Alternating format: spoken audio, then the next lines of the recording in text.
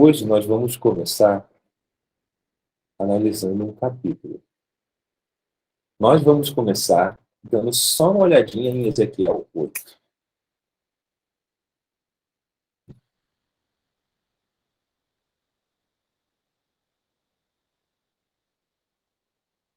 Ezequiel 8 começa assim: Sucedeu, pois, no sexto ano, no sexto mês, no quinto dia do mês, estando eu assentado na minha casa, e os anciãos de Judá sentados diante de mim, e ali a mão do Senhor Deus caiu sobre mim.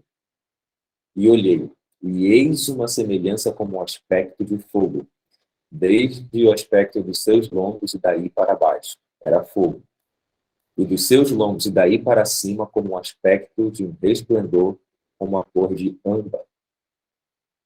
E estendeu a forma de uma mão, e tomou-me pelos cabelos da minha cabeça.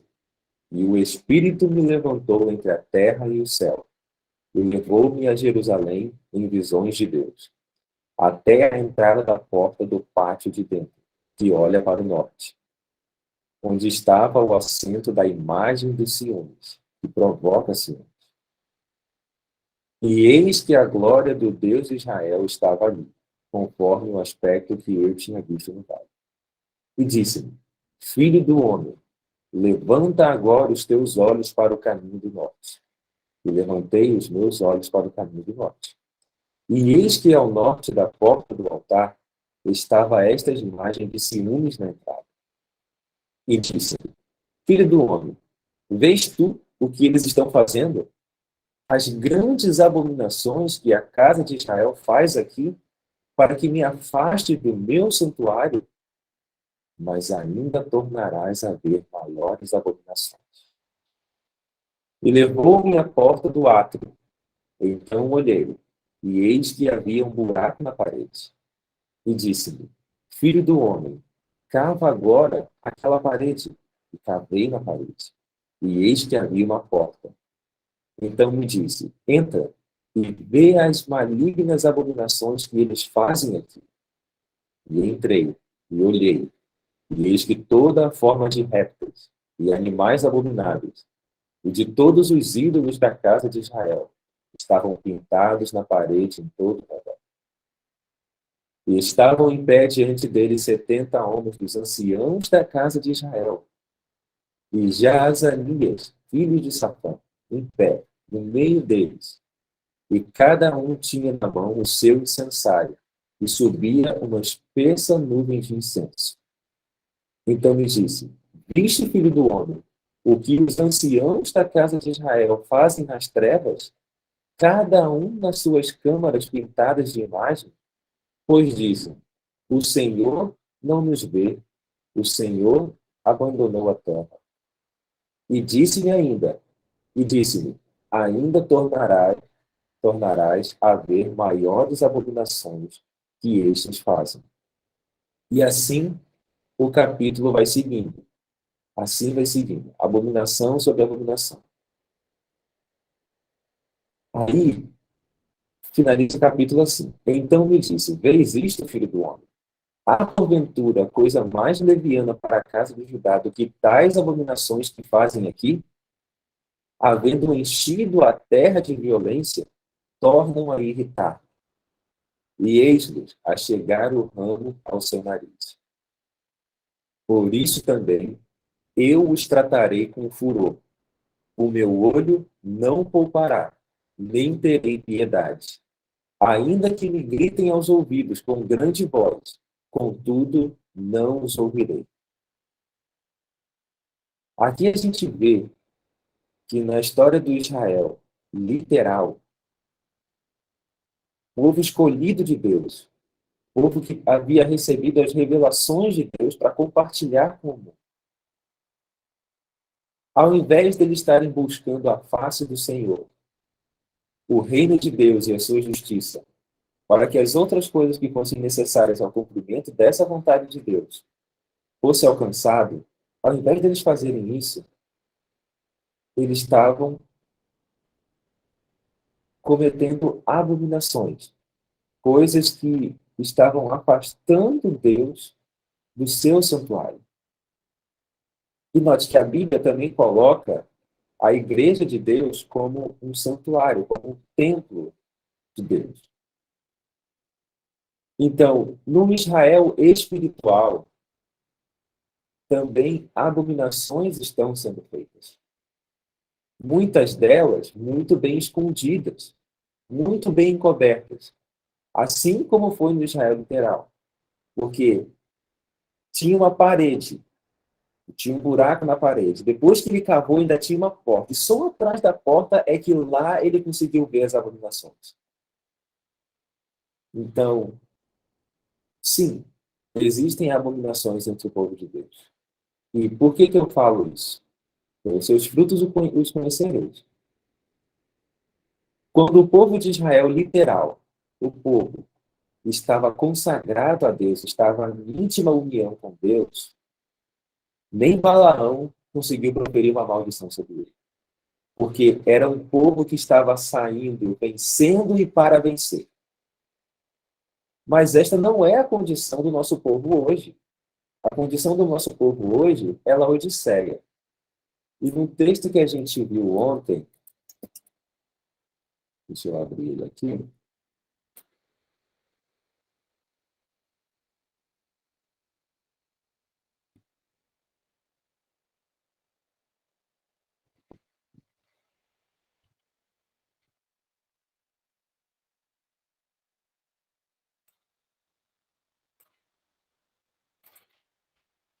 e no texto que a gente já viu ontem,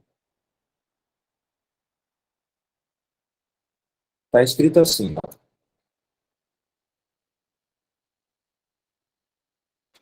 Deus nunca abandona pessoas ou indivíduos até que eles o abandonem. A oposição externa não fará com que a fé do povo de Deus, que está guardando seus mandamentos, se esmoreça. Qual que é o problema? Onde que está? A negligência em colocar a pureza e a verdade em prática entristecerá o Espírito de Deus e os enfraquecerá, porque Deus não está no meio deles para abençoar. A corrupção interna trará as denúncias de Deus sobre este povo, como aconteceu com Jerusalém. Este povo, na profecia identificado como Laodiceia,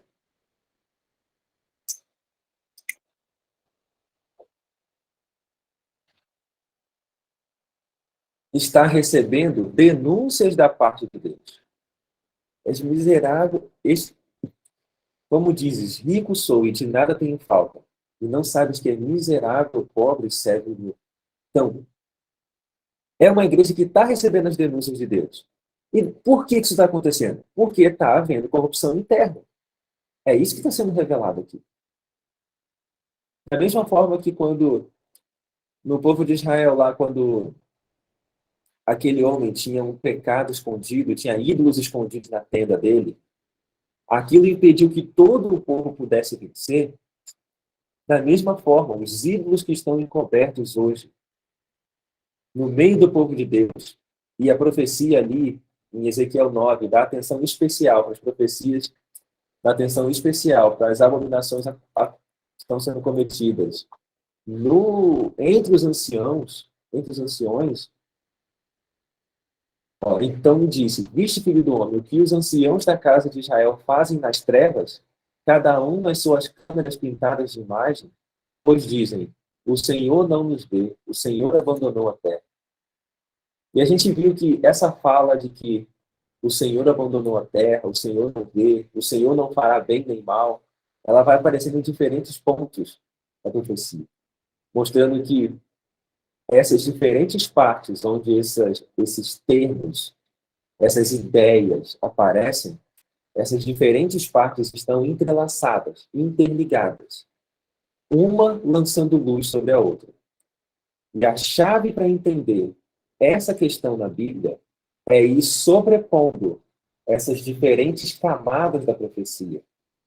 Porque cada profecia, cada instância da profecia, Ezequiel 8, Ezequiel 9, liga com Mateus 24, liga com Gênesis 6 e mais muitos outros capítulos, Jeremias 6. E liga com muitos outros capítulos da Bíblia e também citações de profecia. Cada uma dessas instâncias da profecia vai trazendo certos detalhes que não traz em outras partes. E outra parte vai trazer detalhes que a outra não faz, que a outra não traz. Então, quando você vai sobrepondo esses textos, um vai lançando luz sobre o outro e vai deixando a imagem, o todo, mais claro. Então, eu aconselho os irmãos a, na verdade, estudarem essa questão assim. Procurem na Bíblia e no Espírito de Profecia textos que vão tratar do juízo da casa de Deus. E vocês vão ver que vai ter elementos em comum. E esses elementos em comum é que vai auxiliar a gente a encaixar. Porque você pode, ok, temos que sobrepor as camadas, um pouco aqui, um pouco ali. Mas eu tenho que sobrepor como? Assim, assim, assim. Qual que é a posição certa? Esses pontos em comum vão ajudar a gente a alinhar os textos. Ah, tá, essa parte é correspondente a essa, então encaixa assim. Ou não, encaixa assim. Então, aconselho os irmãos a fazerem isso, porque é um tema que tem muito texto para a gente ir considerando e analisando, mas o nosso tempo aqui é curto. Alguém mandou aqui, John, tira essas propagandas. Eu não sei como tirar essas propagandas, irmão. Se a senhora puder ensinar como a gente pode tirar essas propagandas, eu acho que se eu clicar no X aqui não vai dar certo. Ah, deu certo. Enfim. Ah, não, apareceu de novo. Eu não sei como tirar essas propagandas, irmão. Mas se a irmã souber, e puder me ensinar, eu vou ficar muito grato, porque eu também não gosto delas, não. Então, aqui a gente está vendo que o povo de Deus, não só no Israel literal, mas no Israel espiritual, comete abominações. Essas abominações é justamente o que atrai as denúncias de Deus. E o que Deus espera? Com vozes suplicantes, que vozes suplicantes e orações fervorosas sejam ouvidas, para que aqueles que pregam a outros não sejam náufragos. E note, irmãos, a igreja é o grande corpo de Cristo, o grande corpo missionário de Cristo para pregar a todo mundo, em testemunho a todas as nações, para que então venha o fim. Então, que vozes suplicantes e orações fervorosas sejam ouvidas, não somente para que indivíduos que pregam a verdade não sejam náufragos, mas para que a igreja, o corpo missionário de Cristo, também não sejam náufragos. Orai pela paz de Jerusalém. Meus irmãos, não sabemos o que está diante de nós, e nossa única segurança é seguir a luz do mundo. Quem que é a luz do mundo? É Cristo. Então, a nossa única segurança está em seguir Cristo. Note, irmãos, é uma pessoa, não é necessariamente uma doutrina isolada. Muitas vezes nós podemos começar a fazer diversas reformas na nossa vida e não termos Cristo em nós, esperança da glória. E 1 Coríntios 13 deixa bem claro que ainda que você tivesse o dom de profecia, ainda que você entregasse seu corpo a ser queimado, ainda que você conhecesse todos os mistérios, se não tivesse amor, de nada isso te aproveitaria. Isso não valeria nada, seria como um metal que soa, como um sino que tine, não teria valor algum diante de Deus. Porque o cumprimento da lei não é meramente uma ação externa, mas uma ação correta, motivada pelo amor puro e verdadeiro. Sem esse amor, esquece. Acontece que esse amor a gente não consegue produzir, não consegue gerar, e a gente não tem ele por natureza. Somente Deus pode conceder esse amor. E ele concede esse amor através de Cristo. Então, só estando de fato na videira verdadeira é que nós produziremos os bons frutos. Pode ser que a gente esteja produzindo alguns frutos que as pessoas olham por fora e falam, nossa, esse fruto é muito bom. Mas acontece que o fruto da árvore do conhecimento do bem e do mal também era agradável aos olhos. Eva achou agradável aos olhos e desejável para obter conhecimento. Então, Os frutos que são dados fora da videira verdadeira pode até ser bonitinho. Pode até atrair os olhares das pessoas, e as pessoas até desejarem aquilo como se fosse algo bom. Mas somente os frutos que são dados por amor puro, só pela verdade, somente esses são aceitáveis diante de Deus. Porque nós tinha a árvore da vida e a árvore do conhecimento do bem e do mal. A árvore não era do conhecimento do mal só. Não. Era uma mistura de conhecimento do bem com o mal. O lado de Satanás não é o lado que, assim, só mal, só mal, só mal. Não. O lado de Satanás é, na verdade, uma mistura de bem com o mal. O que deixa bem claro para a gente que o grande problema do pecado, do grande conflito, na nossa existência, no nosso universo, o grande problema do pecado não é a sua quantidade.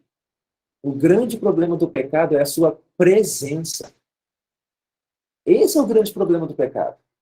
Por isso que você pode guardar toda a lei. Se você tropeça num só ponto, você é culpado por todos. Porque o grande problema do pecado é a sua presença. Então, a igreja de Laodiceia, ela acha que não é isso. Porque, se tiver alguma coisinha aqui ou ali, isso não é problema. É assim mesmo, é normal. A norma está baixa. Laodiceia não é fria nem quente, é morta. Ou seja, não é que ela é toda má, mas também ela não é boa. Ela é um meio termo. A essência do bem com o mal. É morta. E ela está enganada, porque isso é engano de Satanás. Foi Satanás quem disse que, comendo da árvore do conhecimento do bem e do mal, a pessoa estaria numa condição ótima, uma condição boa, rica, não tendo falta de nada, porque seria semelhante a Deus. E não foi para isso que a humanidade foi criada? Para ser semelhante a Deus? Ou seja, o engano de Satanás, de certa forma, também é dizer que, olha só, se você for morno, é isso que Deus quer que você seja. Esse que é o normal. É assim que você vai ser como Deus. É assim que você vai refletir a imagem de Deus. É esse o estilo de vida que você precisa ter. Mas não, a árvore da vida não é assim. Se a árvore do conhecimento do bem e do mal é a árvore que produz morte, então a árvore que produz vida é a árvore onde só há o conhecimento do bem. E, de fato, os 144 mil, que é um povo que realmente está em harmonia com a vontade de Deus, é um povo que na sua língua não se achou engano, porque são irrepreensíveis diante do trono de Deus.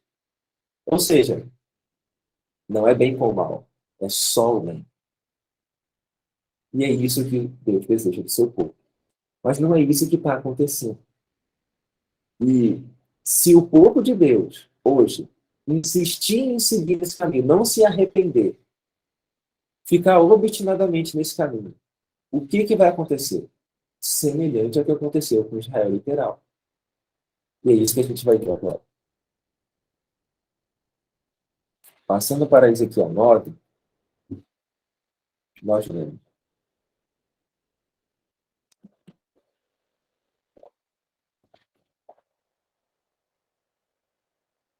Então me gritou aos ouvidos com grande voz, dizendo: Fazei chegar os intendentes da cidade, cada um com as suas armas destruidoras na mão. E eis que vinham 6 homens a caminho da porta superior, que olha para o norte, e cada um com a sua arma destruidora na mão. E entre eles um homem vestido de linho, com um tinteiro de escrivão à sua cintura. E entraram, e se puseram junto ao altar de bronze. E onde que o altar de bronze ficava no santuário? No pátio. No pátio. E a glória do Deus de Israel se levantou de sobre o querubim, sobre o qual estava, e indo até a entrada da casa, e clamou ao homem vestido de linho, que tinha o tinteiro de escrivão à sua cintura. E disse-lhe o Senhor: passa pelo meio da cidade, pelo meio de Jerusalém, e marca com um sinal as testas dos homens que suspiram e gemem por causa de todas as abominações que se cometem no meio dela. E aos outros disse ele, ouvindo eu, passai pela cidade após ele, e feri, não poupe o vosso olho, nem vos compadeçais. Matai velhos, jovens, virgens, meninos e mulheres, até exterminados. Mas a todo homem que tiver o sinal, não vos chegueis. E começai pelo meu santuário. E começaram pelos homens mais velhos que estavam diante da casa.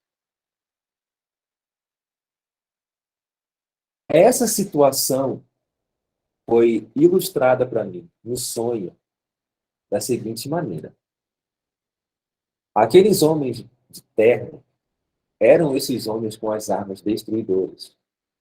Aquela maleta possuía um elemento destruidor. O outro homem tinha aquele dispositivo nas suas costas que estava conectado com o conteúdo da maleta. Então, eles eram os homens com armas destruidoras. Só que no momento que eles chegam ali, o homem que estava vestido de linho, com o tinteiro de escrever na sua cintura, ele já tinha passado na cidade.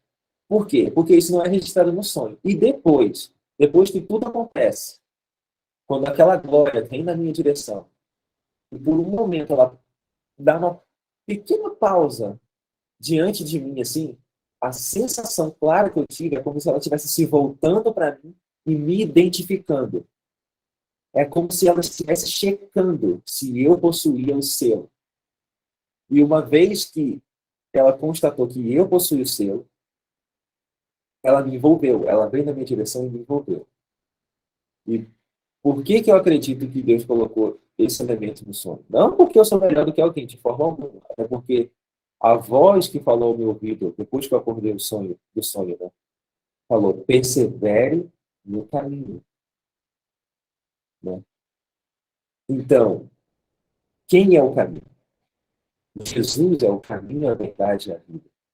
Então, a voz me disse para perseverar em Cristo. E somente através da perseverança em Cristo é que eu, de fato, estaria com o selo e seria poupado no tempo do juízo. Então, mas eu acredito que Deus colocou aquele momento ali no sonho para revelar, para ressaltar que aqueles que serão poupados são aqueles que possuem o selo. Mas quem vai ser aquele que vai receber o selo? Bom, a única diferença que eu vi de uma pessoa que foi poupada, e no caso eu fui a única pessoa que eu vi sendo poupada, e da pessoa que não foi poupada, ou seja, a mulher que caiu, a diferença que eu vi do que eu estava fazendo, deixando de fazer, para as outras pessoas, ou da forma como eu estava, era que eu estava servindo. Antes de tudo acontecer, eu estava servindo, eu estava ajudando alguém que eu não me lembro a fazer alguma coisa. Ele estava com alguma obra diante de si, ele estava trabalhando, eu estava ajudando ele. E depois ele saiu por um momento. Logo ele iria voltar. Me deixou com um livro. E eu estava aguardando. Enquanto eu estava aguardando ele, foi que tudo aconteceu. Eu não entendi o que estava acontecendo, mas eu fui poupado. Então, o que vai fazer com que o povo de Deus, com que as pessoas sejam poupadas, não é a quantidade de conhecimento que elas têm. Porque a mulher parecia ter muito mais conhecimento do que eu, porque ela entendia tudo o que estava acontecendo ali e eu não entendia. Mas ela não foi poupada. Eu fui. Então não é conhecimento que vai fazer com que você seja poupado. Não. É uma habitação de Cristo em você, de modo que você não vive mais para você mesmo. De modo que você vive para servir. Nisto saberão que sois meus discípulos, se vos amardes uns aos outros. Jesus não disse assim, nisto saberão que sois meus discípulos, se vocês não comerem a carne de porco. Não estou falando que a gente tem que comer carne de porco, a gente tem. Ou melhor, não estou falando que a gente tem que comer carne de porco, a gente não tem que comer carne de porco. Né? Deus deixou a reforma de saúde, essa reforma deve ser seguida. Mas, irmãos, até os satanistas seguem reforma de saúde para manter a mente clara. Não é isso que distingue o povo de Deus. Em uma citação que eu não cheguei a separar aqui, mas, com a graça de Deus, na reunião de amanhã, eu vou trazer para os irmãos, que é uma citação, eu acho que eu consigo abrir aqui, é uma citação de primeiros escritos, onde Ellen White viu a passagem de Cristo para o santo, ou melhor, a passagem de Cristo do compartimento do santo para o santíssimo.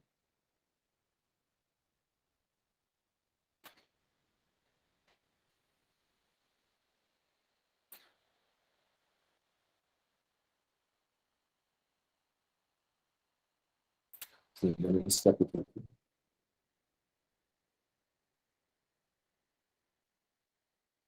É esse aqui mesmo.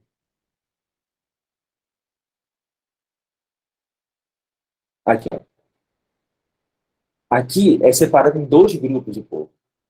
Todo mundo estava lá no santo, só que na hora de passar para o santíssimo, alguns seguiram a Cristo para o santíssimo e outros ficaram ali no compartimento. Qual foi a diferença?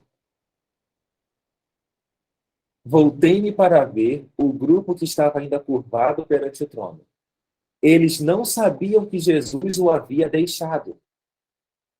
Na verdade, irmãos, eu acredito que aquela pessoa a quem eu estava ajudando, que saiu por um momento e já iria voltar, era Jesus. Eu tenho essa impressão. Mas eu não tenho os textos assim. Eu acredito que esse texto seria algo que me faz lembrar desse pensamento. Mas uma evidência clara, assim, para poder. Não está escrito claro para apresentar, eu ainda não tenho.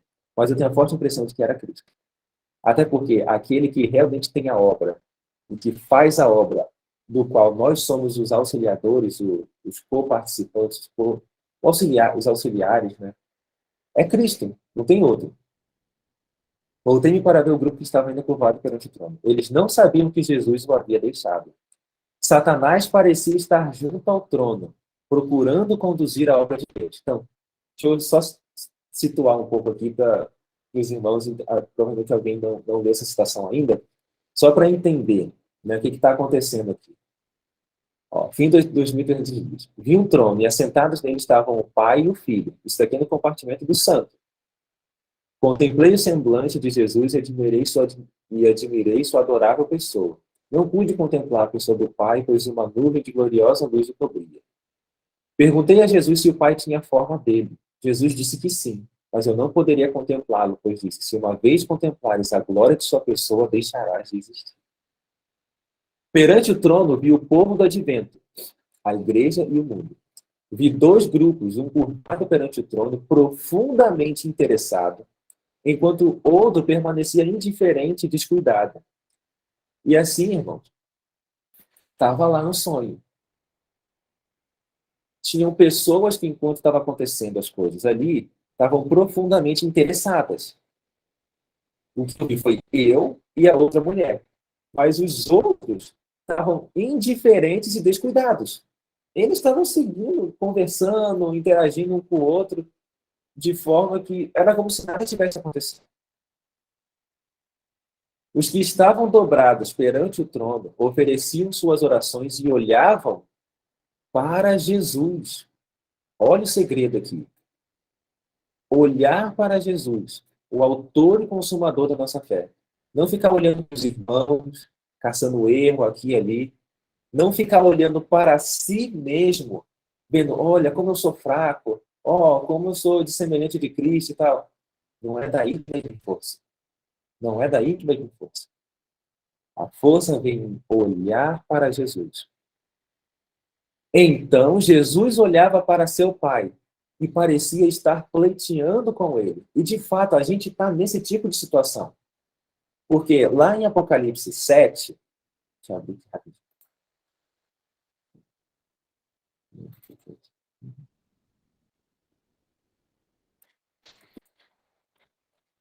Lá em Apocalipse 7, depois destas coisas, vi 4 anjos que estavam sobre os 4 cantos da terra, retendo os 4 ventos da terra, para que nenhum vento soprasse sobre a terra, nem sobre o mar, nem contra árvore alguma.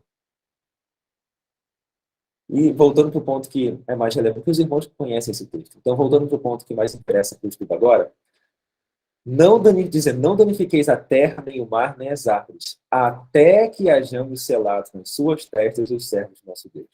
Tem uma visão de Ellen White onde ela vê essa cena. Os anjos estão prestes a soltar os ventos, e aí Jesus olha e vê que o seu povo não está pronto. E ele vai e intercede diante do Pai. Pai, meu sangue, meu sangue. Então, os ventos estão sendo segurados. A White fala que pouco depois de 1844, Jesus poderia ter voltado, se o povo tivesse ido avante. Pouco depois de 1888, Jesus também poderia ter voltado. Então, os ventos poderiam ter sido soltos há muito tempo atrás. Eles estão sendo retidos por misericórdia, até que hajamos selado nas suas testas os servos do nosso Deus. Então Jesus olhava para seu pai e parecia estar pleiteando com ele. Uma luz ia do pai para o filho e do filho para o grupo em oração. Via então uma luz excessivamente brilhante que vinha do pai para o filho, e do filho ela se irradiava sobre o povo perante o trono. Mas poucos recebiam esta grande luz. Muitos saíam de sob ela e imediatamente resistiam-na. Olha que interessante isso daqui, ó. Poucos recebiam esta grande luz. Muitos saíam de sob ela e imediatamente resistiam-na. Ou seja, tinham muitas pessoas que recebiam essa luz, poucas pessoas recebiam a luz. Mas dentre as pessoas que recebiam a luz, muitas saíam de sob ela e imediatamente resistiam-na. Outros eram descuidados e não estimavam a luz e se afastava deles. Agora, alguns, não muitos, alguns apreciavam-na e iam e se curvavam com o pequeno grupo em oração. Todo este grupo recebia a luz e se regozijava com ela, e seu semblante brilhava com glória. Isso é muito interessante. Provavelmente não vai ter tempo de explorar tudo que esses textos estão falando para a gente agora. Mas uma coisa que eu gostaria de ressaltar foi uma citação que eu acabei de lembrar agora.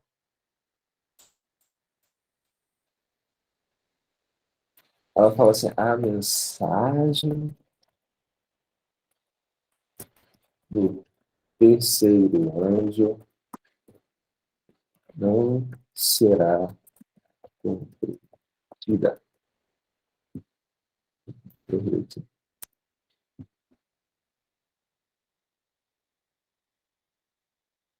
Ah, não está aqui. Mas eu sei de um lugar aqui no computador que é ali. Eu preciso dessa citação. Então, só um momentinho. Vamos. É uma citação que a Ellen White fala que justamente isso. A mensagem do terceiro anjo não seria compreendida e as pessoas iriam achar que a mensagem do terceiro anjo não era luz, né? Era algo ruim. E iriam começar a resistir a essa luz.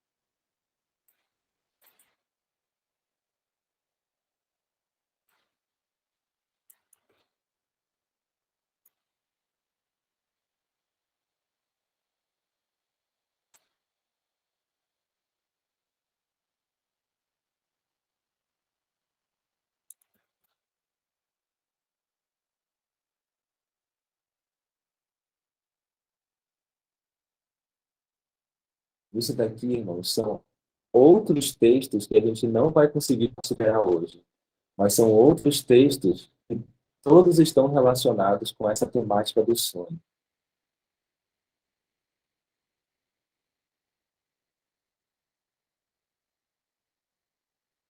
Achei, graças a Deus. E achar uma citação no meio desse monte de.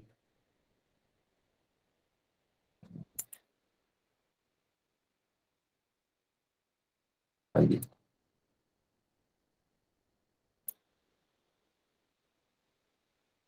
Tá aqui, ó. Eventos finais 209.3 até 210.1. Nas igrejas adventistas do sétimo dia deverá haver admirável manifestação do poder de Deus, mas ela não influirá sobre os que não se têm humilhado diante do Senhor, abrindo a porta do coração pela confissão e arrependimento. De quê? De todo o pecado. Na manifestação desse poder que ilumina a terra com a glória de Deus, eles só verão alguma coisa que, em sua cegueira, consideram perigosa. Alguma coisa que despertará os seus receios. E se disporão a resistir. Visto que o Senhor não age de acordo com as suas ideias e expectativas, eles combaterão a obra. Por que, dizem eles, não reconheceríamos o Espírito de Deus se temos estado na obra por tantos anos? Irmãos, essa foi justamente a postura que os líderes judeus tiveram por ocasião do nascimento de Cristo e quando os magos chegaram lá. Eles nem deram atenção porque aconteceu em Jerusalém, nem deram atenção por conta dos reis, dos magos lá perguntando sobre o Messias e tal, porque eles pensaram assim, da onde que Deus vai revelar as coisas dele para um bando de pastores que estão lá, e para os gentios lá de fora, para os pagãos, para os incircuncisos? Se Deus fosse revelar alguma coisa, com certeza ele ia falar com a gente. Não ia falar com esse povo aí. Quem são eles? Por que, dizem eles, não reconheceríamos o Espírito de Deus se temos estado na obra por tantos anos? A mensagem do terceiro anjo não será compreendida. E a luz que iluminará a terra com a sua glória será chamada de falsa luz, pelos que recusam andar em sua glória progressiva. E provavelmente amanhã a gente vai ver o que significa melhor essa glória progressiva. Mas vamos retornar aqui.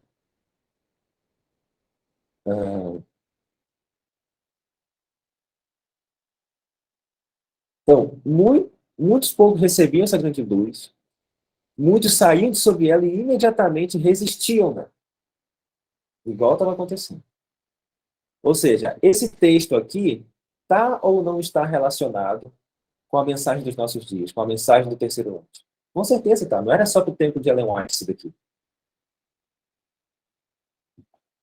Vi o Pai erguer-se do trono e num flamejante carro entrar no Santo dos Santos para dentro do véu e assentar-se.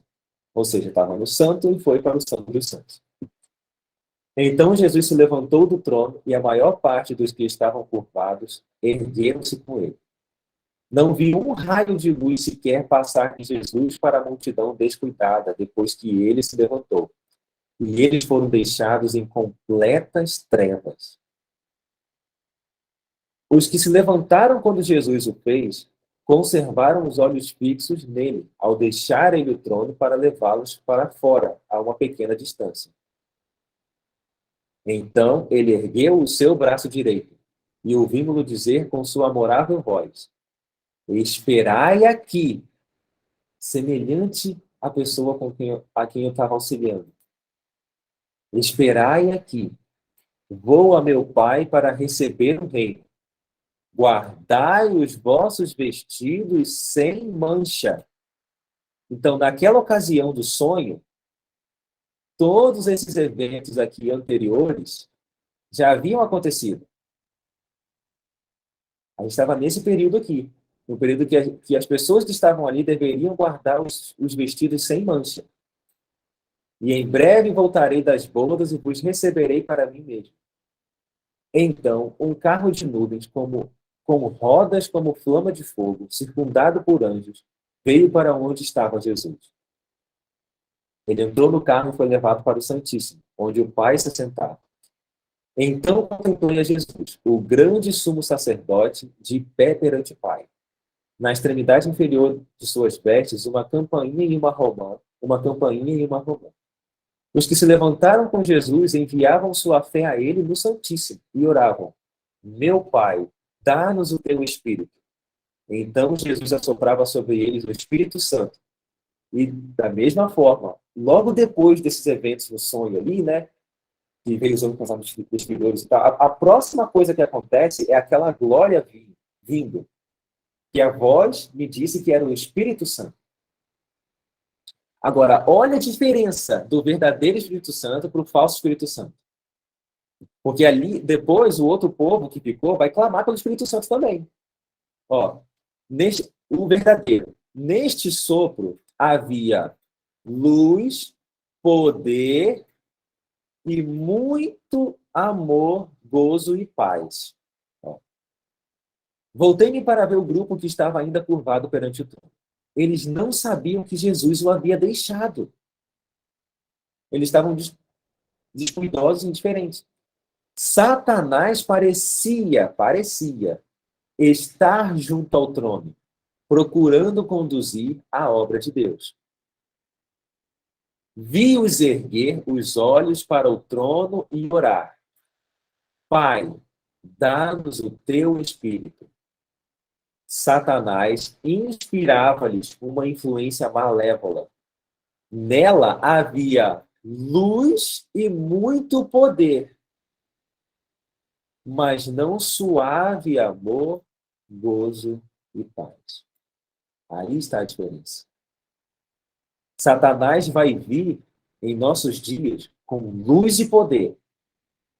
O fruto vai parecer muito bonito, muito agradável, muito desejável, mas não vai ter suave amor, gozo e paz. O objetivo de Satanás era mantê-los enganados. E lembra que Laodiceia é um povo enganado, porque ela acha uma coisa quando em realidade é outra. E atrair de novo e enganar os filhos de Deus.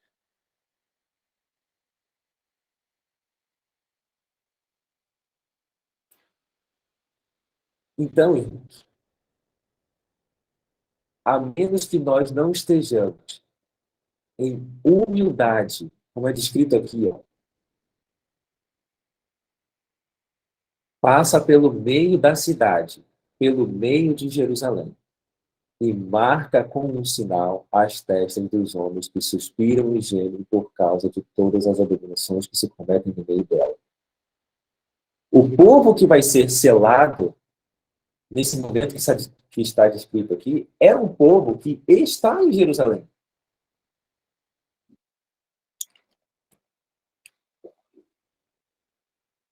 Não é um povo que está fora. Note, isso é algo importante de falar. Ali no sonho, estavam diferentes grupos. Tinha uma classe de pessoas que estava entrando e saindo por parte da igreja. Tinha classe de pessoas que estavam na calçada. Tinha classe de pessoas que estavam na rua. Uma classe de pessoas que estavam sentadas no banco. Um banco de madeira branca. O que representa aquele banco de madeira branca? Os irmãos vão concordar comigo que a gente não vê nas ruas, assim, esses bancos de igreja, esses bancos compridos de madeira, assim, né? Na rua. A gente não vê isso. Esse tipo de banco a gente encontra geralmente nas igrejas, lá dentro da igreja. Então, aquele era um banco que pertencia à igreja. Tinha que estar lá dentro daquela estrutura onde as pessoas se reuniam para adorar a Deus. Era lá que ele deveria estar, não era lá fora. Mas por algum motivo, alguém pegou aquele banco e colocou lá fora. colocou lá fora, não alinhado, colocou lá fora de uma forma torta. Então, quem olhasse para aquele banco, na perspectiva da igreja, iria achar, esse banco aí, como que eu posso dizer? Está desalinhado com a gente. Ele está alinhado com a gente. Por outro lado, as pessoas do mundo, ou seja, as pessoas que estivessem na rua, iriam olhar a direção da rua e iriam olhar aquele banco desalinhado. E eles iriam olhar, nossa, esse banco aí não está alinhado com a gente também. Ele está desalinhado. Então pegaram esse banco e colocaram ali fora, de modo que quem olhasse para ele, tanto de dentro daquela estrutura, onde as pessoas se reuniam para adorar a Deus, quanto do mundo, ambas as pessoas que olhassem para aquele banco iriam considerar ele desalinhado. Todavia, esse banco ainda era branquíssimo, ainda era puro. O que isso significa? Aquele banco branco representa uma porção da verdade, uma parte da verdade, que deve estar junta com todas as outras verdades no lugar onde se reúne o povo de Deus para adorar, no seu povo. Mas uma parte dessa verdade foi meio que colocada para fora dessa nova estrutura que foi construída. Essa parte foi colocada de uma forma que as pessoas que estão dentro dessa estrutura nova, onde o povo de Deus se reúne, olha para aquilo e fala, isso está desalinhado. As pessoas do mundo que porventura olharem também vão olhar, nossa, isso está desalinhado. Mas aquilo ali ainda é uma porção pura da verdade. E tem pessoas que estão assentadas sobre essa porção da verdade. Todavia, esse não é o único grupo de pessoas. Tem pessoas que estão no banco, tem pessoas que não estão no banco. Mas lembra que eu falei que me foi mostrado no sonho que todas aquelas pessoas eram irmãos para mim? Eram irmãos da fé? Eu entendi que, ainda que o nosso povo, o povo do advento, esteja atualmente separado em certas facções, certos grupinhos, certas vertentes, ainda que essa seja a condição atual do povo de Deus, Deus ainda olha para esse povo como um único povo, como o seu povo. De fato, a missão do terceiro Elias é trazer os pais de volta aos filhos e os filhos de volta aos pais. Nós estamos na Odisseia, mas a condição na qual precisamos estar é, na verdade, Filadélfia. Amor fraternal. Essa é a vontade do nosso Deus. Agora, aquela mulher, lembra que ela estava assentada no banco branco? E ela não foi poupada? Então, nós estarmos embasados nessa porção pura da verdade não é a garantia de que seremos poupados. Somente aqueles que tiverem o selo do Deus vivo, ou seja, a imagem do caráter de Cristo impressa, de modo que a gente não se move mais dela. Não sei se os irmãos conhecem esse passagem, mas ela diz que o que é o selo do Deus vivo? É uma consolidação da verdade. Consolidação da verdade. Vamos ver se esse aparece. Esse aparece. Ó. Logo que o povo de Deus estiver selado na fronte, não é algum selo ou marca que pode ser vista, mas a consolidação na verdade, tanto intelectual como espiritualmente, de modo que não possam ser abalados. Logo que o povo de Deus estiver selado e preparado para a sacudidura, ela ocorrerá. Na realidade, já começou. Então, a guarda do sábado vai ser uma evidência dessa consolidação da verdade. Vai ser meio que um sintoma. Mas o selo em si é a consolidação da verdade. E como que a gente sabe que a gente está consolidado na verdade? Quando na nossa boca não se acha engano, ou seja, quando somos irrepreensíveis diante do trono de Deus. Essa é a evidência. Pelos seus frutos os conhecereis. Então a gente tem que olhar para a nossa vida. A nossa vida está em harmonia de fato com a vontade de Cristo? A gente olha para a nossa vida e pensa assim, ó, se Cristo estivesse no meu lugar, ele viveria desse jeito. Ele não viveria de outro jeito. Note, perfeição não é ausência de crescimento. O crescimento, ele é eterno. Os anjos são perfeitos e eles aprendem até hoje, e crescem e se aperfeiçoam até hoje. Os salvos, na eternidade, ainda que já perfeitos, eles continuarão crescendo, continuarão aprendendo. O amor deles se aprofundará cada vez mais, se expandirá cada vez mais. Então, não tenhamos em mente o conceito grego de perfeição, que é um ponto que você atinge e que você não muda mais. Porque é aquilo, só aquilo ali que é perfeição, só aquele jeito que é perfeição. O diferente daquilo não é perfeito mais. Não é isso, não é um ponto que você atinge e acabou. Isso é um conceito grego de perfeição. O conceito hebraico, bíblico de perfeição, é semelhante a uma planta, que é perfeita e pode ser perfeita nos seus diferentes estágios de desenvolvimento. Quando ela é um brotinho, ela é pequenininha, nem produz fruto ainda. Ela está crescendo, ela está crescendo. E ela pode ser perfeita naquele estado. Agora, se a planta, a expectativa para a espécie dela ali é para crescer, sei lá, em 2 anos e dar os frutos e tal, e aí já passam 5 anos e ela não está dando fruto, tem alguma coisa errada. Se tem algumas folhas, tem algumas plantas que no começo a folha é de um certo jeito.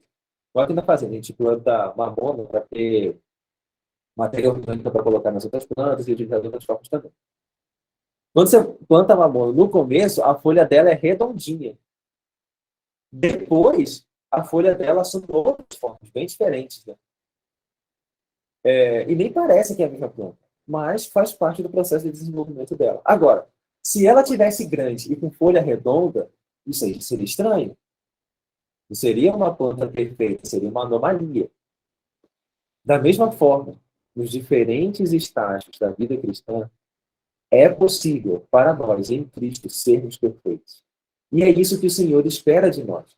Porque está escrito que a vereda do justo, ou seja, daquele que possui a justiça de Cristo, daquele que foi justificado por meio da fé, a vereda do justo é como a luz da aurora, que vai brilhando mais e mais até ser dia perfeito. Né? Caso os irmãos não conheçam esse texto, brilhando mais e mais até ser dia perfeito. E aqui, ó, Provérbios 4:18. Agora, olha isso daqui. Mas o caminho dos ímpios é como a escuridão. Nem sabem em que tropeçam. Naquele sonho, tinha duas classes de pessoas. Tinha pessoas que tinham a justiça de Cristo. Era como a luz da aurora. E a jornada daquela pessoa no decorrer do sonho é que ela foi brilhando mais e mais até ser dia perfeito. Agora, o caminho dos ímpios era como escuridão. Eles nem sabiam que tropeçavam. Eles estavam tão indiferentes, eles nem sabiam o que estava acontecendo. E caíam. Por quê? Não possuíam a justiça de Cristo. Irmãos, esse vai ser o fator determinante. Somente através da verdadeira fé em Cristo. Qual que é a verdadeira fé em Cristo? Lá em João 6, está escrito que é, eu acho que é João 6 mesmo.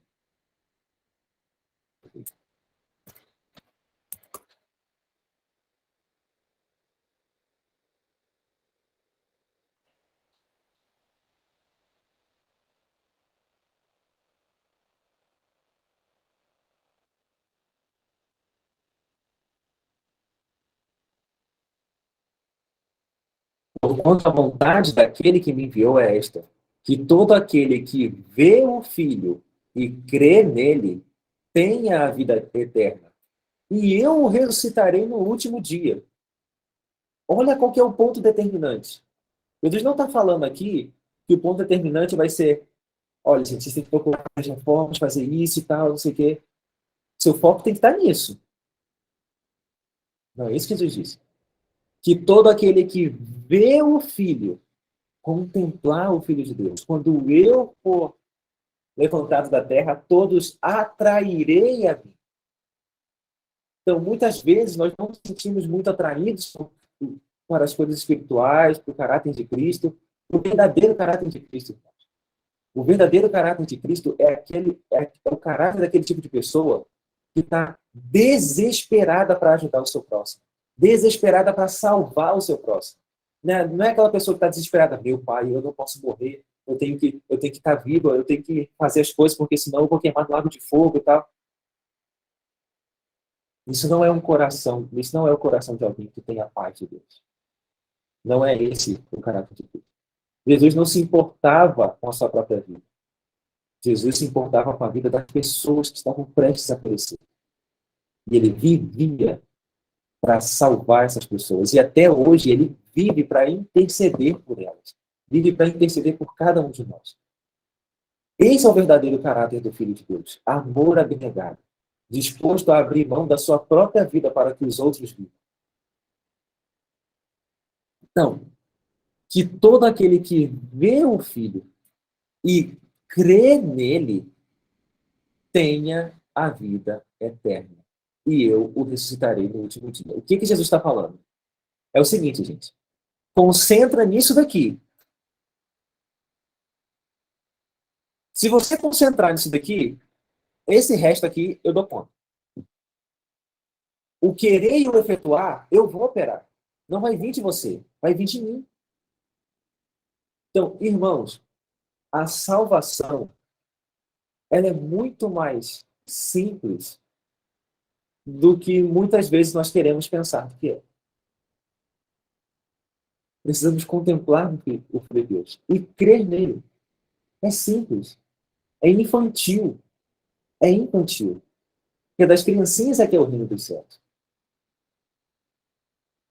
Por meio da fé na palavra de Deus, a palavra trará consigo o poder para mudar a condição da nossa existência. Assim como na criação havia trevas e a matéria que seria usada como base para os seres humanos era o quê? O pó. E aonde estava o pó lá no começo da criação? Lembra que a terra ainda não havia se ajuntado de modo, as águas não haviam se ajuntado de modo que aparecesse a terra seca. Então, a terra estava sepultada debaixo de águas profundas, num abismo, em trevas, sem forma e vazia. Essa é a condição do que seria no futuro o ser humano. Mas, no final da criação, haviam seres à imagem e semelhança de Deus, criados para a sua glória. Da mesma forma, no plano da recriação, seria assim. A humanidade estava sem forma e vazia, sem a forma da imagem de Deus e vazia, sem a vida de Deus. Estava em trevas, porque o engano dominava por toda parte. Como que mudou no plano da criação? Deus disse, haja luz. E houve luz. Deus foi falando e as coisas foram indo sim. Foi? Oi? Então. Não entendo nada lá. Eu estava.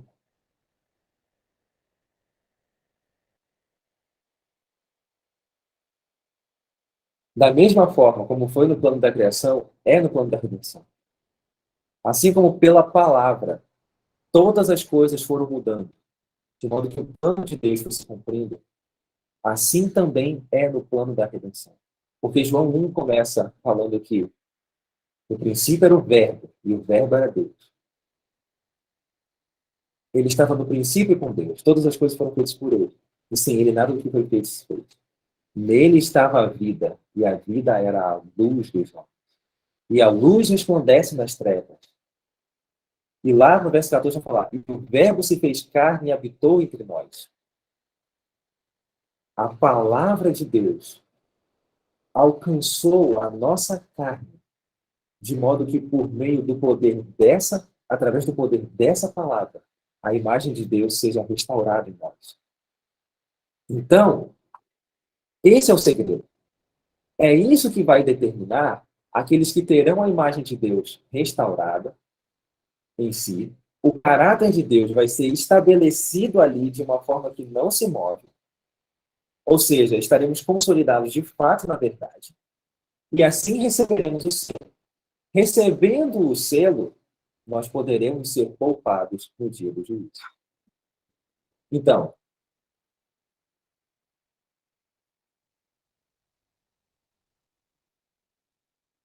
sucedeu, pois, que. Isso é Ezequiel 9, voltando para Ezequiel 9, né? Sucedeu, pois, havendo-os ferido e ficando eu sozinho, caí sobre a minha face e clamei.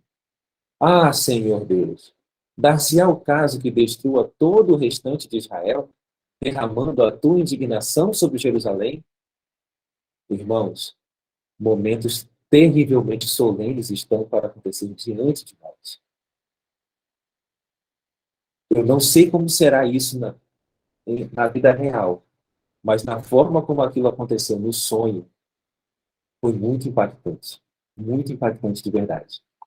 E o profeta, vendo isso, olha o que aconteceu com ele. Ah, Senhor Deus, dar-se-á o caso que destrua todo o restante de Israel, derramando tua indignação sobre Jerusalém. E o que foi dito a ele? A maldade da casa de Israel e de Judá é grandíssima.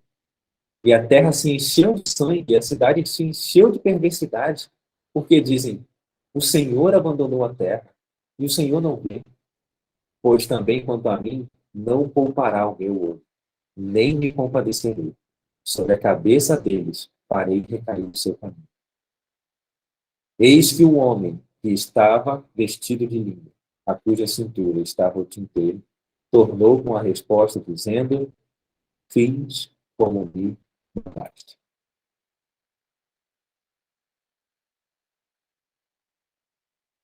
O nosso povo precisa ser alertado quanto à condição na qual ele se encontra e o perigo que ele está correndo. Irmãos, nós estamos a ponto de ser vomitados. O momento do vômito dos pecadores está chegando. Mas o desejo do Senhor não é que nenhuma alma se perca, senão que todos cheguem ao arrependimento. Por isso que ele está clamando, meu sangue, e os ventos estão sendo retidos até que os servos do Deus vivo estejam selados nas suas casas. E o nosso horário chegou. Amanhã nós estudaremos um pouco sobre o santuário e como que essa situação se encaixa lá no santuário, a fim de que possamos compreender melhor como podemos estar de pé no grande dia de Deus. O juízo descrito aqui em Ezequiel 9, ele se aplica ao mundo todo, mas ele começa por Jerusalém. Tem um texto aqui que a gente leu ontem.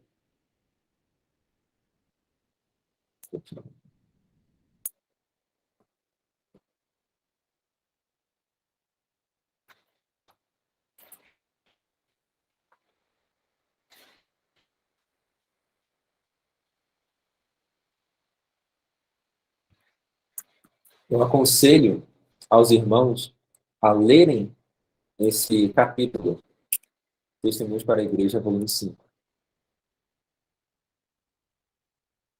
porque vai trazer grande luz sobre esse período.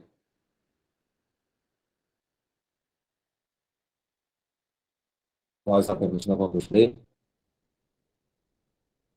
todo o capítulo aqui,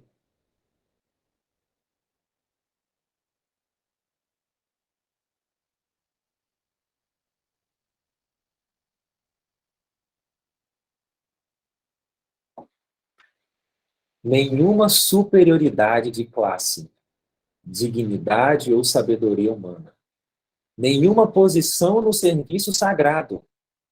Cargo de igreja aqui não vai fazer diferença nenhuma. Se você é um membro leigo, se você é diretor de alguma coisa, se você é um ancião, um pastor, ou algum cargo mais elevado na hierarquia da igreja, nada disso vai fazer diferença. Guardará os homens de sacrificar o princípio quando abandonados a seu próprio enganoso coração. E é isso que vai acontecer. Aqueles que têm sido considerados como dignos e justos demonstram-se cabeças de facção na apostasia. Olha isso. Aqueles que têm sido considerados como dignos e justos. Pessoas que a gente olha e fala, nossa, essa pessoa aí é consagrada. Demonstram-se cabeças de facção na apostasia. E exemplos da indiferença e no abuso das misericórdias de Deus. Ele não tolerará por mais tempo seu ímpio procedimento. E em sua ira os tratará sem misericórdia.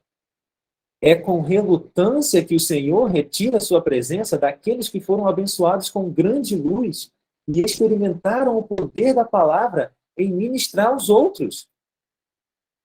Foram antes servos fiéis, favorecidos com sua presença e guia, mas dele se apartaram e induziram outros ao erro e caíram, portanto, no desagrado divino. O dia da vingança de Deus está precisamente diante de nós. O selo de Deus será colocado somente na testa daqueles que suspiram e clamam por causa das abominações cometidas na terra. Aqueles que se ligam ao mundo por laços de simpatia estão comendo e bebendo com os ébrios e certamente serão destruídos com os que praticam a iniquidade. Os olhos do Senhor estão sobre os justos e os seus ouvidos atentos às suas orações. Mas o rosto do Senhor é contra os que fazem o mal. Nossa maneira de proceder determinará se receberemos o selo do Deus vivo ou seremos abatidos pelas armas destruidoras. Já algumas gotas da ira de Deus caíram sobre a terra. Quando, porém, as 7 últimas pragas forem derramadas sem mistura no cálice de sua indignação, então para sempre será demasiado tarde para o arrependimento e procura de abrigo. Nenhum sangue expiatório lavará então as mãos do pecado. E o parágrafo que a gente leu, está escrito aqui. Não, esses 2 últimos parágrafos. E é com isso daqui a gente encerra. A classe que não se entristece por seu próprio declínio espiritual. Não é a classe que não declinou espiritualmente. É a classe que não se entristece por seu próprio declínio espiritual. Nem chora sobre os pecados dos outros. Será deixada sem o selo de Deus. Humildade, irmãos. Humildade é a palavra-chave para o dia no qual estamos vivendo. O dia da expiação. O Senhor comissiona seus mensageiros, os homens que têm armas destruidoras nas mãos. Passai pela cidade, o verso que a gente leu. E começai pelo meu santuário. E começaram pelos homens mais velhos que estavam dentro da casa. Note, irmãos, que a maleta com o conteúdo destruidor, ela foi posta sobre o banco branco. Em outras palavras, o que a gente chama aí de a porção da verdade presente, que muitas pessoas olham assim e falam, isso daí não é bem alinhado com o que a gente acredita e tal. O juízo vai começar exatamente no meio desse povo. O povo mais privilegiado em termos de acesso à luz, em poder compreender as mensagens. É no meio do nosso povo que o juízo vai começar. Vemos aí que a igreja, o santuário do Senhor, foi a primeira a sentir o golpe da ira de Deus. Os anciãos, aqueles a quem Deus dera grande luz e que haviam ocupado o lugar de depositário dos interesses espirituais do povo, haviam traído seu depósito. Colocaram-se no ponto de vista de que não precisamos esperar milagres e as assinaladas manifestações do poder de Deus, como nos dias da antiguidade. Os tempos mudaram. Estas palavras fortaleceram-lhes a incredulidade e dizem: o Senhor não fará bem nem mal. É demasiado misericordioso para visitar seu povo em juízos. Assim, paz e segurança é o grito de pessoas que nunca mais erguerão a voz como trombeta para mostrar ao povo de Deus suas transgressões e à casa de Jacó os seus pecados. Esses cães mudos que não querem ladrar são aqueles que sentirão a justa vingança de um Deus ofendido. Adultos, jovens e crianças, todos perecerão juntos. Eu vi que alguém mandou uma mensagem aqui.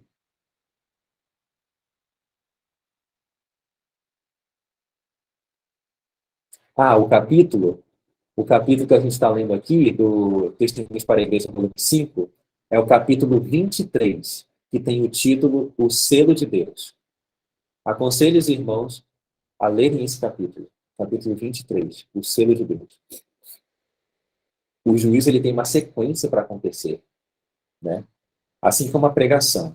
A pregação do evangelho e o juízo vão acontecendo junto. Como? O mundo primeiro foi alertado do dilúvio. Uma mensagem foi proclamada, a verdade presente. As pessoas, em face desse conhecimento, tomam as suas decisões. Me humilharei diante do Senhor, clamarei a Ele pela sua misericórdia, entregarei a minha vida completamente no altar, para que Ele tome tudo em suas mãos e opere o querer efetuar na minha vida, ou serei indiferente? Isso aconteceu no dilúvio. Quando as pessoas vão tomando as suas decisões, o caráter delas vai se solidificando, vai se cristalizando em determinada posição. O caráter de alguns se cristaliza em favor da verdade. O caráter de outros se cristaliza em negligência à verdade. Quando esses caráteres são cristalizados, são postos os selos. Depois que são postos os selos, vem o juízo. Assim também foi o Sodoma e Gomorra. Eles foram alertados. Os mensageiros foram lá, foram indiferentes. A medida da iniquidade deles, portanto, se encheu, veio o juízo. E a pregação do evangelho, no mundo todo, nos últimos dias, Deus estabeleceu uma sequência. Jesus primeiro... nosso horário já estourou. Ok, amanhã a gente considera isso com calma. Mas Jesus estabeleceu uma sequência para a pregação do evangelho. Não ireis pelo caminho dos gentios, nem entrareis em cidades samaritanas, mas ide diante as ovelhas perdidas da casa de Israel.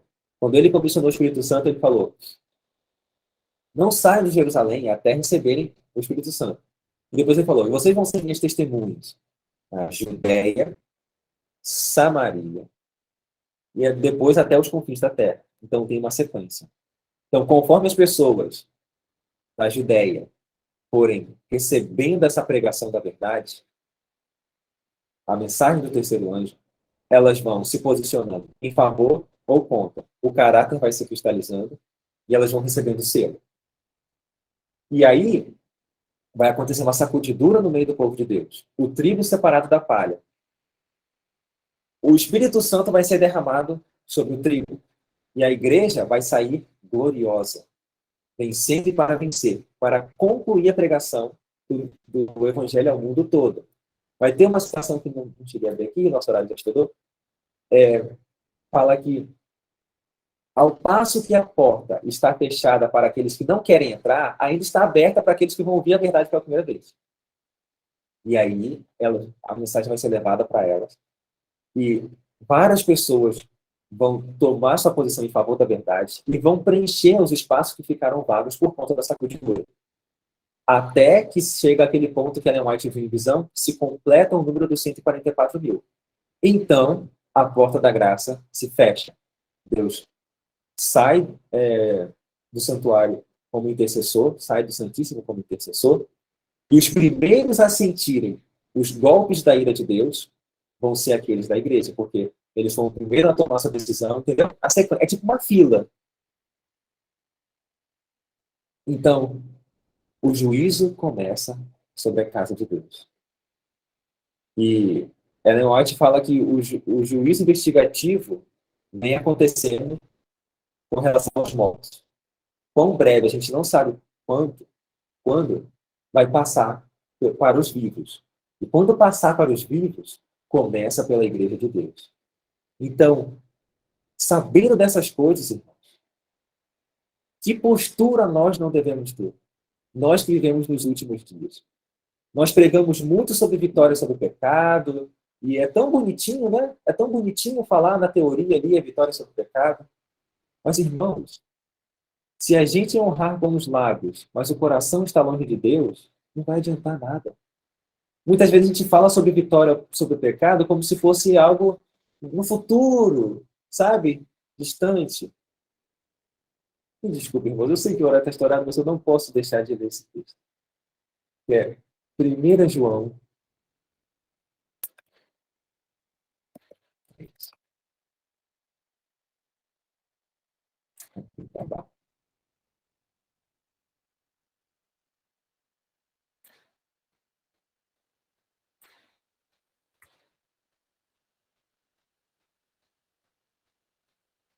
Vede quão grande amor nos tem concedido o Pai, que fôssemos chamados filhos de Deus. Por isso o mundo não nos conhece, porque não conhece a Ele. Amados, agora somos filhos de Deus, e ainda não é manifestado o que havemos de ser. Mas sabemos que quando Ele se manifestar, seremos semelhantes a Ele, porque assim como é, o veremos. E esse é o texto que eu quero enfatizar. E qualquer que nele tenha esta esperança, purifica-se a si mesmo, como também Ele é puro. Qualquer que comete pecado também comete iniquidade, porque o pecado é iniquidade. E bem sabeis que ele se manifestou para tirar os nossos pecados, e nele não há pecado. Qualquer que permanece nele não peca. Qualquer que peca não o viu nem o conheceu. Lembra que a citação fala que as pessoas estavam olhando para Cristo? Eu não lembro agora em qual texto a gente leu. Mas a gente tem que contemplar Cristo e o conhecer. Como que a gente conhece? Aquele que não ama não conhece a Deus. Porque Deus é. Então, qualquer que peca é porque não está contemplando a Deus e não está amando. Por quê? Porque não está permanecendo nele. Não está permanecendo na videira. Então, a vitória sobre o pecado não é apenas uma possibilidade futura. É uma possibilidade, uma expectativa de Deus com relação ao seu povo no presente. Hoje, o que Deus espera do seu povo é exatamente o que ele esperava de Adão e Eva lá no jardim. Perfeita obediência. Tem uma citação de Alemanha que diz: qualquer que permanece nele não peca. Porque nós somos santificados não por uma obediência gradativa da luz que nós já temos, mas uma perfeita conformidade com a luz que nós temos, e o Espírito Santo vai nos conduzindo a toda a verdade. E à medida que recebemos mais luz, vamos vivendo em harmonia com essa luz. Por quê? Permanecemos em Cristo. E não ferimos a nossa própria consciência, mas andamos pelo Espírito. Filhinhos, ninguém vos engane. Quem pratica a justiça é justo, assim como ele é justo. E a vereda do justo é como a luz da aurora. Ou seja, aquele justo que a luz da aurora está brilhando mais e mais assim que é perfeito, é aquele que, na verdade, está na prática da justiça, e não na oscilação entre prática da justiça e prática da injustiça. Isso é a árvore do conhecimento do bem e do mal. Oscilação entre prática da justiça e prática da injustiça é oscilação entre o bem e o mal. E amanhã, com a graça de Deus, a gente vai analisar melhor essa questão. No santuário. E também a gente vai, com a graça de Deus, sobrepor o santuário com a mensagem da igreja da Odisseia e analisar aqueles sintomas ali com outros pontos da Bíblia que revelam como é a nossa condição e como de fato podemos estar livres dessa condição e estarmos em paz com Deus quando a nossa vida passar perante Deus em juízo. Que o Senhor nos abençoe, porque Ele se manifestou para tirar os nossos pecados. Nada me propus fazer saber entre vós, senão a Cristo e este crucificado. Este é o centro da nossa vida. Este deve ser o centro dos nossos pensamentos. Cristo e esse crucificado. Contemplar. Através da contemplação desse Cristo crucificado, disposto a dar tudo por nós, nós seremos transformados a essa semelhança. E o caráter dele vai ser impresso em nós. Irmãos, Cristo já morreu por nós para nos dar vida. E através da nossa negligência, da nossa indiferença, nós não venhamos a crucificar o nosso Salvador de novo, como os judeus fizeram. Crucificam, solte Barrabás. Porque essa crucifixão não vai trazer vida, vai trazer morte. Porque eles disseram, caia o seu sangue sobre as nossas cabeças e os de nossos filhos.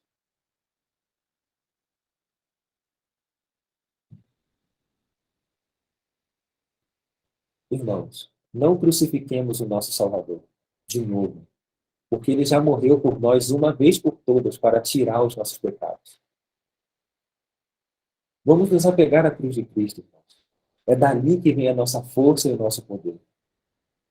Todas as outras coisas têm o seu lugar, mas o centro sempre deve ser o nosso Salvador crucificado. Que aquele que deu a vida por nós possa ter como recompensa a oferta total e íntegra da nossa vida, sem reservas. As pessoas que nós conhecemos que porventura têm alguma coisa contra nós, procuremos essas pessoas para pedir perdão a elas, para buscar reconciliação. Porque foi isso que Deus fez. Ainda que as outras pessoas estejam erradas, ainda que as outras pessoas tenham cometido o pecado, né, e nós tenhamos sido a vítima, foi Adão e Eva que pecaram contra Deus, e não Deus quem pecou contra Adão e Eva.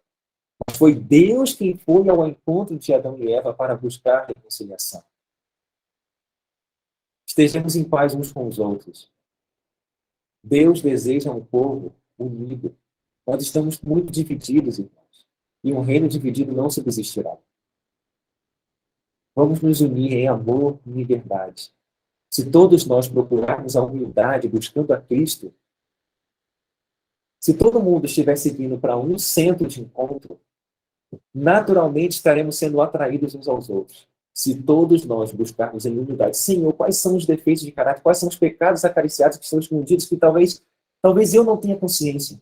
Espírito Santo, me convença do pecado, da justiça e do juízo. E, Senhor, quero ofertar toda a minha vida aos teus pés. Limpa-me, lava-me de toda a minha impureza, e assim eu ficarei curado. Tira o meu coração de pedra, coloca o coração de carne, porque essa é a nova aliança. Um coração onde ali está escrita a palavra de Deus. E da abundância do coração, olha, a boca fala do que há em abundância no coração. Se a palavra de Deus foi escrita no nosso coração, da nossa boca não se achará engano. Ou seja, se a palavra de Deus foi escrita no nosso coração, seremos irrepreensíveis diante do trono de Deus. Então, que aquele Deus que escreveu a sua lei em tábuas de pedra, possa escrever no dia de hoje a sua lei no nosso coração, a fim de que não pequemos contra ele. Escondi a tua palavra no meu coração, para eu me pecar contra ti. Amém. Amém. Amém. Amém, Senhor. Amém. Eu peço perdão aos irmãos com relação ao horário, eu avancei bastante, mas que isso redunde para a glória de Deus. E esses momentos que partilhamos aqui, não fiquem só aqui no momento, mas que sejam como semente. E que essa semente encontre corações abertos e férteis, para que essa semente cresça e dê os frutos que o Senhor deseja que sejam dados.